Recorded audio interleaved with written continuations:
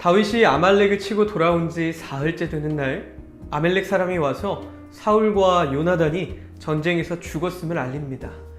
자세한 정황을 묻자 전령은 탕을 기대하면서 자신이 사울을 죽였다고 말합니다. 다윗은 여호와의 기름 부음 받은 자를 해한 사람을 살려두지 않습니다. 오늘 우리에게 주신 하나님의 말씀은 사무엘하 1장 1절부터 16절까지의 말씀입니다. 사울이 죽은 후에 다윗이 아말렉 사람을 쳐 죽이고 돌아와 다윗이 시글락에서 이틀을 머물더니 사흘째 되는 날에 한 사람이 사울의 진영에서 나왔는데 그의 옷은 찢어졌고 머리에는 흙이 있더라. 그가 다윗에게 나와 땅에 엎드려 절하매 다윗이 그에게 묻되 너는 어디서 왔느냐 하니 대답하되 이스라엘 진영에서 도망하여 왔나이다 하니라. 다윗이 그에게 이르되 일이 어떻게 되었느냐 너는 내게 말하라. 그가 대답하되 군사가 전쟁 중에 도망하기도 하였고 무리 가운데에 엎드려져 죽은 자도 많았고 사울과 그의 아들 요나단도 죽었나이다 하는지라. 다윗이 자기에게 알리는 청년에게 묻되 사울과 그의 아들 요나단이 죽은 줄을 네가 어떻게 아느냐.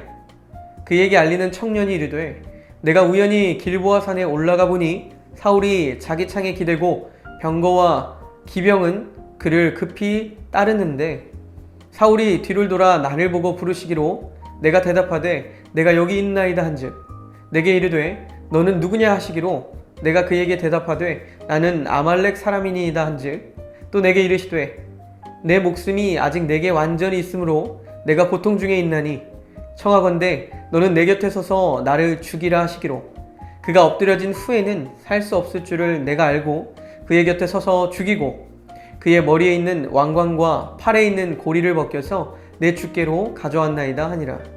이에 다윗이 자기 옷을 잡아 찢음에 함께 있는 모든 사람도 그리하고 사울과 그의 아들 요나단과 여호와의 백성과 이스라엘 족속이 칼의 죽음으로 말미암아 저녁 때까지 슬퍼하여 울며 금식하니라. 다윗이 그 소식을 전한 청년에게 묻되 너는 어디 사람이냐 대답하되 나는 아말렉 사람 곧 외국인의 아들이니이다 하니 다윗이 그에게 이르되 네가 어찌하여 손을 들어 여호와의 기름 부음 받은 자를 죽이기를 두려워하지 아니하였느냐 하고 다윗이 청년 중 한 사람을 불러 이르되 가까이 가서 그를 죽이라 하매 그가 치매 곧 죽으니라.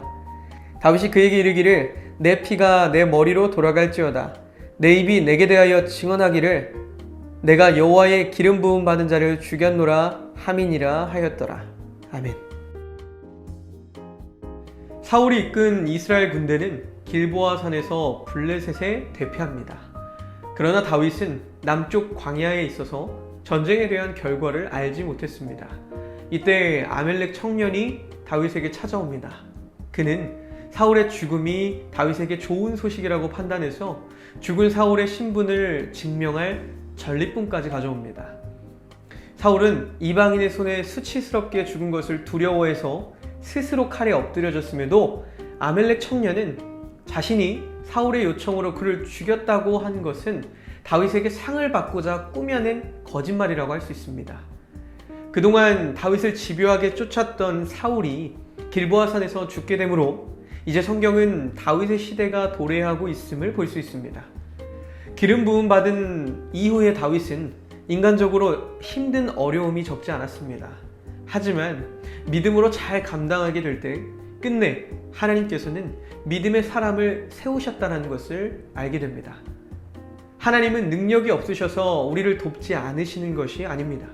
하나님은 하나님께서 정한 때에 하나님의 계획을 온전하게 이루시는 분이십니다. 우리에게 필요한 것은 그분의 시간까지 인내하며 믿음의 길에서 벗어나지 않는 것입니다.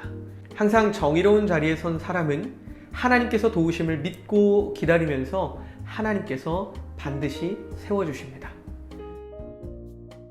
아말렉은 애굽을 탈출한 이스라엘이 광야의 여정으로 지쳐있을 때 행렬에서 뒤처진 노약자들을 공격한 비열하고 악한 족속입니다. 아말렉은 애굽을 탈출한 이스라엘이 광야의 여정으로 지쳐있을 때 행렬 뒤에서 뒤처진 그 노약자들을 공격한 비열하고 악한 족속입니다. 아멜렉 청년이 말한 대로 사울이 죽어가고 있었다 할지라도 그를 죽인 것은 묵인할 수 없는 악한 행위입니다.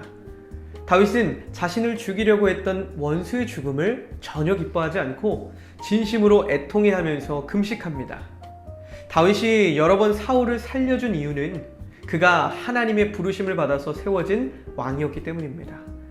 다윗은 하나님만이 심판자이심을 인정했기 때문에 원수 갚는 일을 전적으로 그분께, 하나님께 맡긴 것입니다. 반면에 자신이 사울을 죽였다고 보고한 아멜렉 청년은 결국에 하나님의 권위에 도전한 것이 됩니다. 그는 생명을 해친 것에 상응하는 벌로 죽임을 당합니다. 다윗은 사울이 죽었다는 소식을 듣고 울면서 금식했습니다. 그토록 자신을 죽이려고 했던 사울이었는데도 말입니다. 사울을 죽였다고 증언한 소년은 상을 받기는커녕 죽음으로 대가를 치러야 했습니다. 그런데 이러한 모든 행위로 인해서 다윗은 사울을 죽이고 혁명을 일으켜서 왕이 되었다라는 그 오명을 벗어낼 수 있었습니다. 어쨌든 철저하게 의도된 행위가 아니라면 다윗은 정말로 사울의 죽음을 슬퍼한 것이라고 볼 수 있습니다. 그는 하나님께서 사울에게 보복하시기를 호소했을 뿐이지 자신은 여호와의 기름 부음 받은 자를 결코 손대지 않았습니다. 이것은 여호와를 존중히 여기는 태도였습니다. 다윗은 사울에 대한 인간적인 섭섭함이 많았겠지만 하나님을 존중히 여김으로 그의 생명과 그의 직분도 존중히 여겼습니다. 사울 왕이 죽었다는 소식을 전한 아멜렉 소년은 자신의 욕심에 사로잡혀서 자신이 하지 않은 일을 거짓으로 고하였다가 죽임을 당하게 됩니다. 이 아멜렉 소년은 사울과 다윗의 관계가 좋지 못함을 이용해서 사울을 죽인 사람이 자신이라고 말해 큰 상을 받으려는 그런 생각으로 없는 말을 고한 것입니다. 그러나 그는 자신의 잔꾀로 인해서 오히려 죽임을 당하게 됩니다. 다윗은 하나님의 백성이 가져야 할 영적 자존심을 자신의 이익과 바꾸지 않았습니다. 이방인이 기름 부음 받은 자를 죽였다는 사실을 결코 용서하지 못했습니다. 그리스도인들은 하나님의 백성으로서의 자존감, 그 자존감을 자신의 어떤 이득보다 중히 여기는 정신이 필요합니다.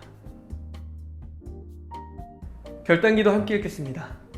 사랑의 하나님, 나의 이익을 위해 남의 고통을 소홀히 여기는 어리석음을 범하지 않게 하시고 다윗과 같이 하나님께서 뜻을 이루실 때까지 인내하게 해주세요. 예수님의 이름으로 기도합니다.